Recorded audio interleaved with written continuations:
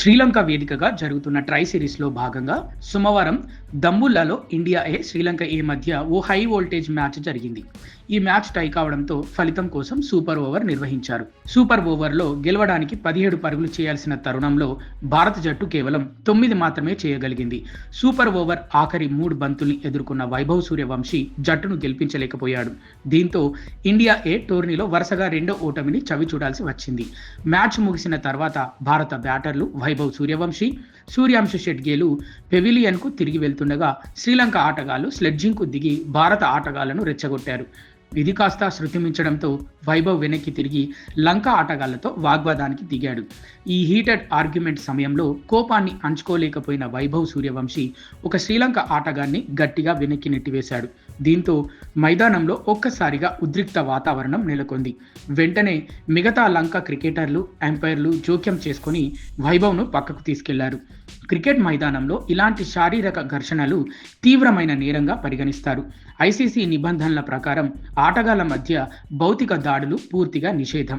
Vaibhav సూర్యవంశీపై BCCI కఠిన చర్యలు తీసుకుంటుందని, జరిమానా లేదా నిషేధం విధిస్తారని సోషల్ మీడియాలో పెద్ద ఎత్తున ప్రచారం సాగింది. ఈ వివాదంపై బీసీసీఐ ఎట్టకేలకు మౌనాన్ని వీడింది. స్పోర్ట్ స్టార్కు ఇచ్చిన ప్రత్యేక ఇంటర్వ్యూలో బీసీసీఐ సెక్రటరీ దేవాజిత్ సైకియా మాట్లాడారు. వైభవ్ సూర్యవంశీపై ఎలాంటి క్రమశిక్షణా చర్యలు తీసుకునే ఆలోచన లేదని స్పష్టం చేశారు.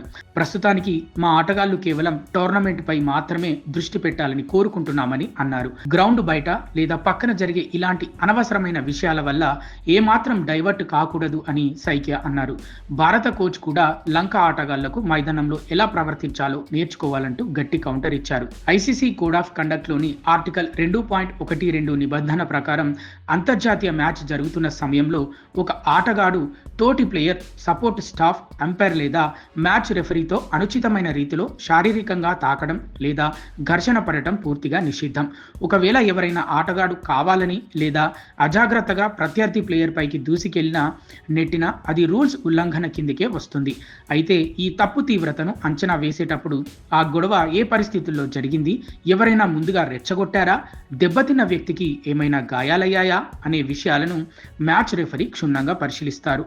ఈ మ్యాచ్లో లంక ఆటగాళ్లే మొదట ప్రొవోక్ చేసినట్లు తేలడంతో లంక క్రికెట్ బోర్డు కూడా తమ ప్లేయర్లపై చర్యలకు దిగింది. సాక్షి టీవీ ప్రసారాలను నిలిపివేయడం చట్టరీత్యా నేరం. సాక్షి టీవీ ప్రసారాల కోసం మీ స్థానిక కేబుల్ ఆపరేటర్ని వెంటనే సంప్రదించండి. డిటిహెచ్లో, ఇంటర్నెట్లో కూడా సాక్షి టీవీ ప్రసారాలను వీక్షించవచ్చు.